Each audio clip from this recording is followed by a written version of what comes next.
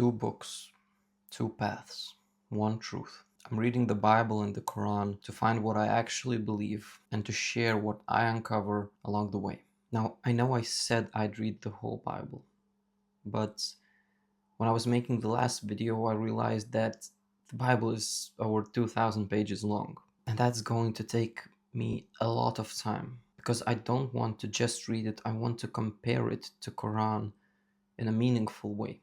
So instead of reading all of it, I'm going to focus only on the New Testament, the heart of Christianity, where Jesus actually enters the story. It's also the most controversial part of the Bible. Today I'm starting with Matthew chapter 1. I'm going through it line by line and share with you how it makes me feel and what it makes me question.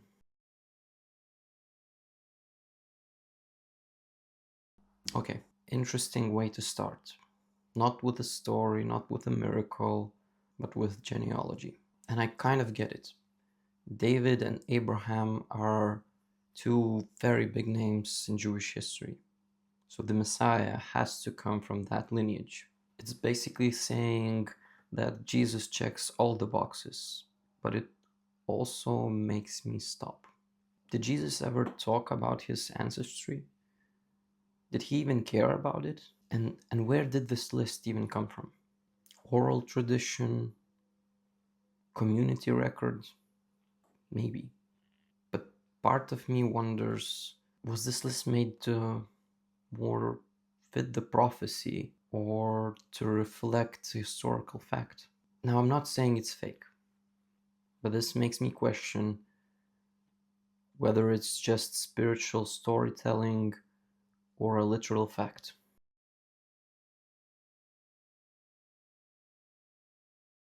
This part honestly drags. It's a lot of names. Most of them I don't even know. But maybe that's the point. Maybe it isn't about me understanding every single name. Maybe it's just connecting Jesus to human history, even if it's messy and complex. I don't know. To me, it sounds more like poetry than paperwork or actual story.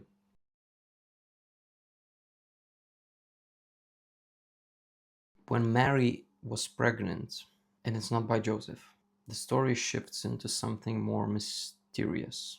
So the way I understood it is that Joseph initially thought that, let's speak it in modern terms, that Mary cheated on him, but he loved her so much that he didn't want to bring shame to her.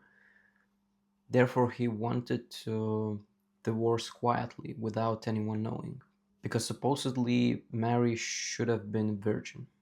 Then angel comes to Joseph's dream, telling to telling him to trust what's happening.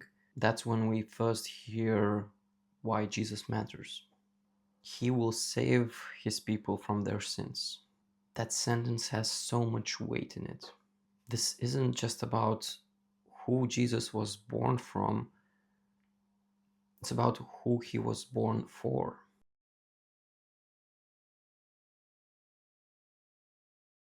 After Jesus was born in Bethlehem, strangers from far away, wherever they were, they already knew. But it doesn't say how did they know, or at least I don't understand it. They're not prophets or priests, and the first people searching for Jesus are not even Jewish. That says something about how universal the story wants to be.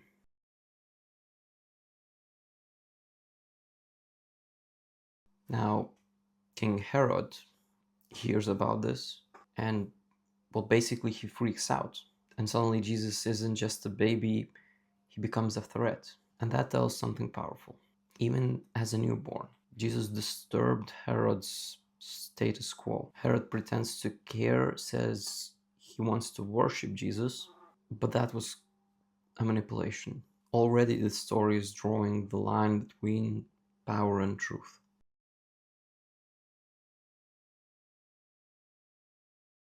The star leads the Magi to Jesus. And here's the image everyone knows. gold, frankincense, myrrh. It feels like a weird gift for a baby. But then when you look at the symbolic meaning behind these gifts, it kind of makes sense. It's like foreshadowing Jesus' death, foreshadowing his whole life. Gold for royalty, frankincense for worship, myrrh for death.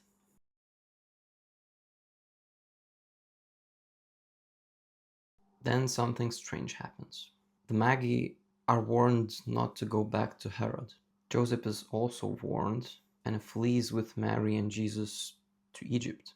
They become a refugee family, and it hits hard because from the beginning, the Bible tells me that Jesus is being protected by the angels, therefore by God.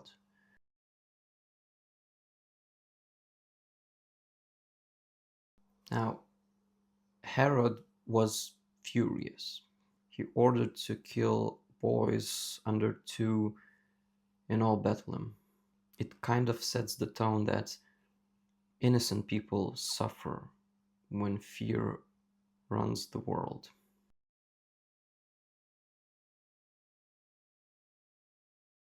Then Joseph gets another dream that it's safe to return, though he is being careful. He avoids Judea and settles in Nazareth. This story is being shaped by quiet obedience, not by Jesus performing miracles, but by ordinary people trusting in something bigger. After reading the first 2 chapters of Matthew, you find something interesting. Jesus doesn't burst onto scene with miracles or speeches. He arrives quietly, vulnerable, in a world already at war with the idea of him. Chapter 1 gives us a genealogy of Jesus, gives a long list of names. It's like saying that Jesus comes from God's chosen lineage. Chapter 2 is darker. Paranoia, massacre, and still there is protection. From strangers, from stars, from people who chose faith over fear.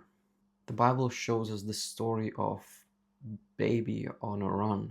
It doesn't specify who exactly he is, and yet his story shakes even kings. But reading all this also makes me question a lot. How did the author know all this? Who was there to record all the dreams, all the secret conversations, these signs in the sky? Were they all passed as stories? Or did someone write them later from memory or inspiration? With these questions unanswered, it makes me wonder whether it's just a fictional story. However, you can always trust in faith and believe that these stories are influenced by God. And that's how the authors knew about this. But if I trusted and had faith in Christianity, this story would have never begun in the first place. So Matthew 1 and 2 raised questions from historical perspective. The genealogy seems to be constructed to fulfill Jewish expectations. Yet I found out that it contradicts the genealogy in Luke, and several names don't match the Old Testament records. This kind of suggests that the idea and the goal might have been more symbolic than factual. The virgin birth narrative leans heavily on mistranslation. The Hebrew word for Isaiah means young woman, not virgin. So the prophecy connection may have been retrofitted. Chapter 2 presents us with other events, like the Magi or Herod's massacre, none of which are supported by other historical sources, including Roman records or the writings of Josephus, who documented Herod's reign in detail. The silence in these traumatic events is hard to ignore. Just a quick correction: the slaughter of innocents that Herod was doing were not recorded in any other records. However, the historical plausibility of this event actually happened is consistent to Herod's previous or other actions. So far, Matthew's account seems more like a theological narrative than a verifiable historical fact or historical record. It raises more questions than answers. Like, where did these stories come from? Why aren't they mentioned anywhere else? And if the story lies from right from the beginning, it makes you question how much fiction will there be further? How much faith and how much is fact? If you find that right from the beginning, historically, the scripture lies about certain events, then it makes you question it even more. Why did it lie? And whether it's gonna lie more in the future. I guess I'll find the answers when I will read the following chapters of the New Testament.